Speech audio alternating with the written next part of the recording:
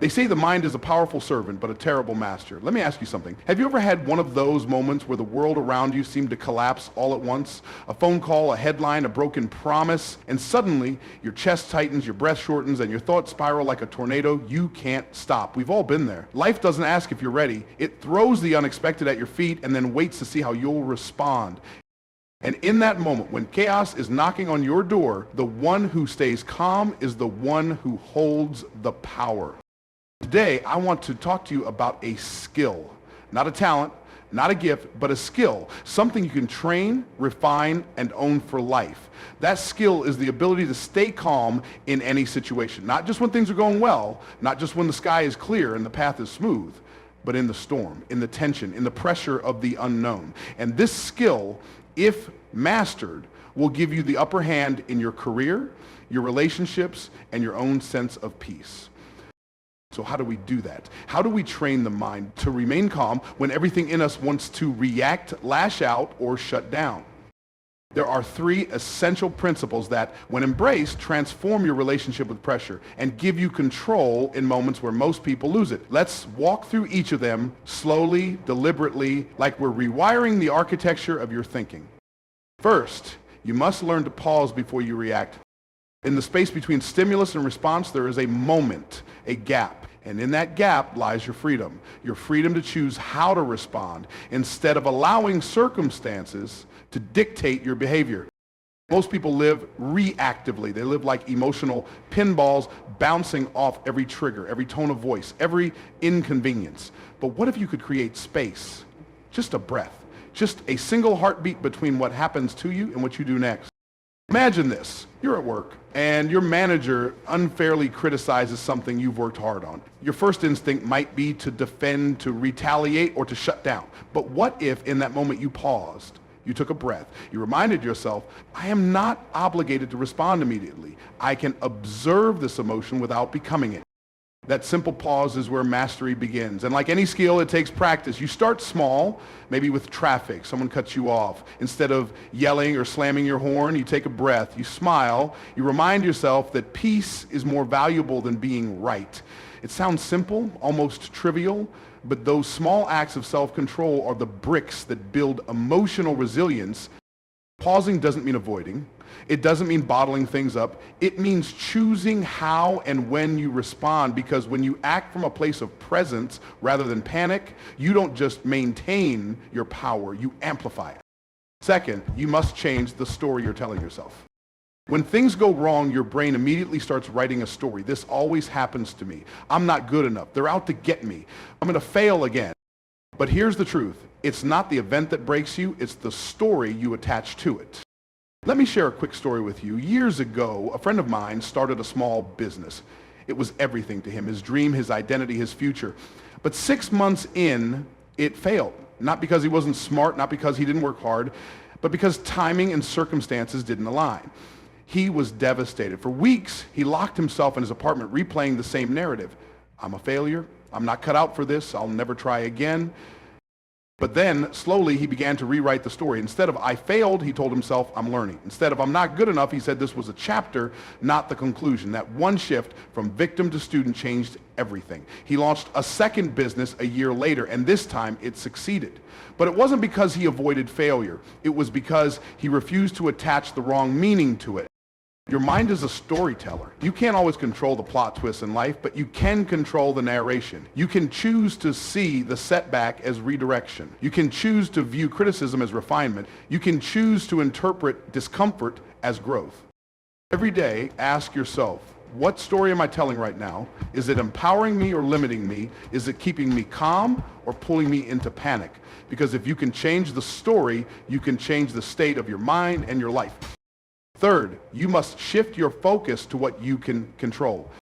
When chaos hits, our minds naturally fixate on the uncontrollable, the economy, other people's opinions, the past, the future. But the more energy you give to what you can't control, the more powerless and anxious you feel. Calmness is not about pretending everything is fine. It's about learning to focus your energy on what you can do, right here, right now. There's a reason military training, elite sports, and high-level performers emphasize control of focus. In a crisis, the question isn't why is this happening? The question is Maybe it's adjusting your tone in a heated conversation. Maybe it's taking a walk to regulate your breath. Maybe it's choosing to reframe your thinking, to journal, to get to bed early, to say no to one more task. These seem small, but they're within your control, and that's where your power lives.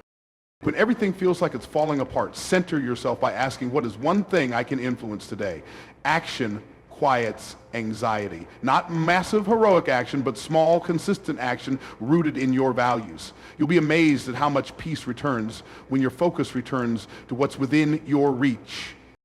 Let me be clear. Training your mind to stay calm is not about avoiding problems. It's about meeting life with grace even when the waves rise. It's about choosing stillness when the world around you spins. And most importantly, it's about becoming someone your future self will thank, because you didn't collapse under pressure, you grew through it. So here's what I want you to remember. First, pause before you react. That one breath might save your day, your relationship, even your future. Second, change the story. You're the narrator of your life, not the victim of it. And third, shift your focus. Let go of what's beyond your control and move with intention toward what you can influence.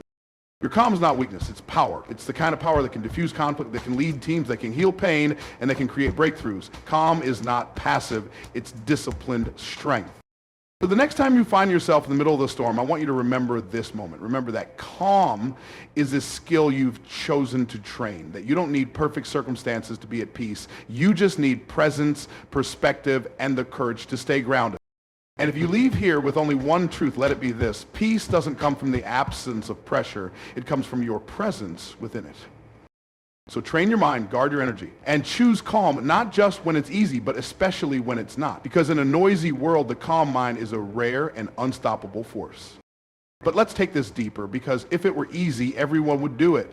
Everyone would stay composed when someone disrespects them. Everyone would hold their peace when the bills are piling, the kids are crying, the deadlines are looming, and the future feels uncertain. But they don't.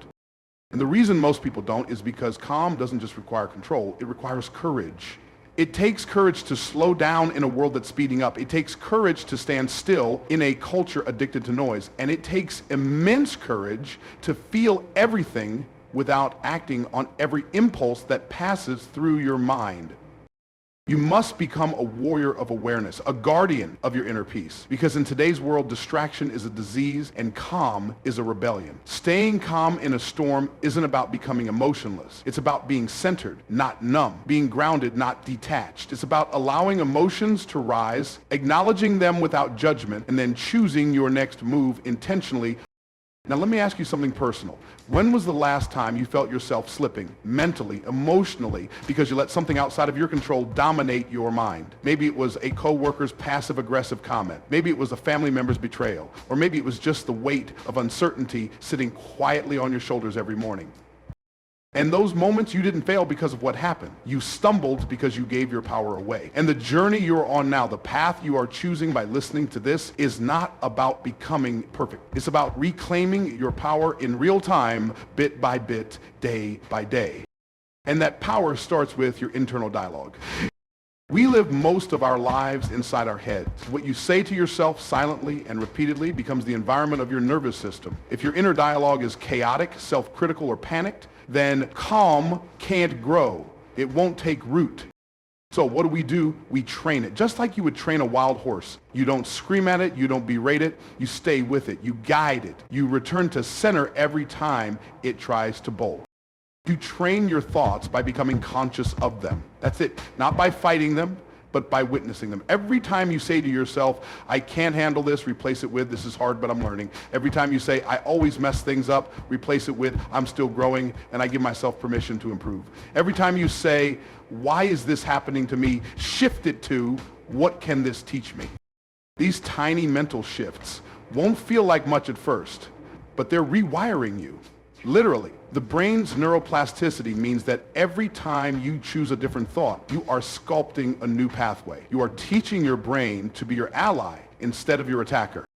This kind of internal work is invisible. No one will see you doing it, but they will see the results. They'll see it in how you respond instead of react. They'll hear it in the patience in your voice. They'll feel it in the way you carry yourself, not tense, but anchored. Now, some people might say, but I can't help how I feel. And that's true. You can't stop a wave of emotion from rising, but you can choose what you do with it. That's emotional maturity. And we live in a culture that praises emotional expression, but often forgets to teach emotional discipline. But let's make this practical. Picture this. You're having a terrible day. You're stressed. You're exhausted. Nothing is going according to plan. You have a choice. You can allow the day to dictate your tone, your mood, your actions, or you can create a ritual that brings you back to calm. That might be 5 minutes of deep breathing. That might be writing out your top 3 priorities and ignoring everything else. That might be put your hand on your chest, closing your eyes, and simply saying, I am safe. I am grounded. This moment will pass. You are not weak for needing rituals. You are wise for building them. Athletes warm up before games. Singers rehearse scales before performance. Why? Because preparation protects performance. Your mind is no different. If you don't prepare for pressure, you will be owned by it. But if you train for it, you own the moment. So prepare. When you're calm, practice staying calm. When life is good, practice presence. So that when the heat comes, and it will come,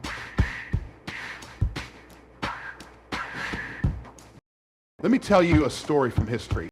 During World War II, when London was under constant attack from German bombers, people had to go underground into bomb shelters almost every night. There was fear everywhere, sirens, darkness, loss. But one man said something that stuck with me. We were never more alive than when we chose calm, because it reminded us that even in the worst times, we could still choose how to live.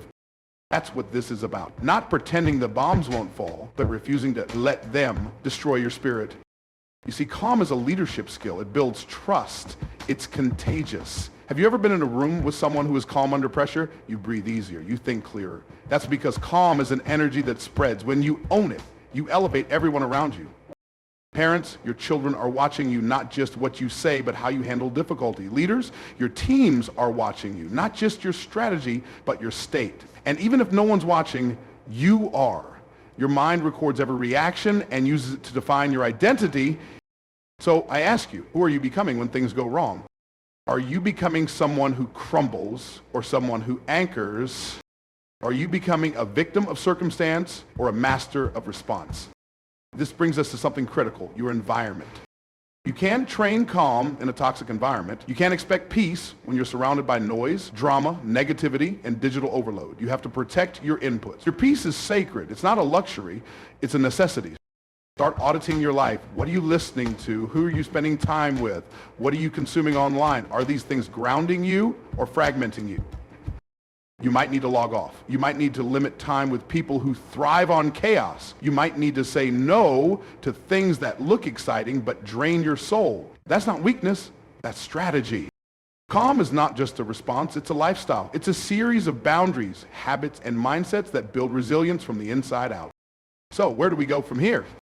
We start today, not by overhauling everything, but by making one choice to respond rather than react, to pause rather than panic, to stay in alignment with who you want to be, even when everything around you pushes you out of that alignment.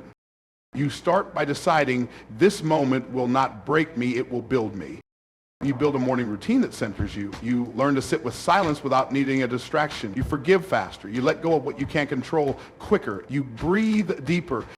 You start remembering that calm isn't the goal, it's the gateway. The gateway to better decisions, deeper relationships, stronger leadership, and a life that reflects who you truly are, not just when things are good, but when they're at their most difficult. So here's my challenge to you, one that might just change the course of your life. For the next 30 days, choose calm on purpose. Start each morning with 5 minutes of silence. Set one intention each day. Today, I will stay calm in the face of ________. Write it down. Reflect on it at night. Track your growth. Not in how perfect you were, but in how much more aware you've become. You will stumble. That's okay. Calm isn't a finish line. It's a practice. It's a direction you return to over and over again until it becomes your default setting. One day you'll look back, and the storms that once shook you won't even move you. The things that used to steal your peace will barely touch you. Not because life got easier, but because you got stronger. And in that moment, you'll realize something powerful. You didn't just train your mind to stay calm. You trained your life to rise above. You became someone whose peace cannot be stolen, someone whose presence heals rooms, someone whose strength is silent but undeniable. So go forward, train daily, guard your mind, anchor yourself, be the calm in the chaos. Because when you own your calm, you own your future. Now let's delve deeper into the essence of calmness. Calmness is not merely the absence of noise or chaos. It is the presence of clarity and purpose. It is the state where your mind is not clouded by the storms around you, but is anchored in the values and principles that define you. Imagine a ship navigating through turbulent waters. The waves crash, the wind howls, but the ship stays its course because it has a compass and a destination. Similarly, when your mind is trained to stay calm, you become like that ship, steadfast, resilient, and purposeful. But how do we cultivate this inner compass?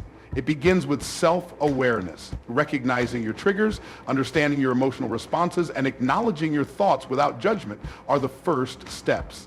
This awareness allows you to respond rather than react, to choose your actions based on intention rather than impulse.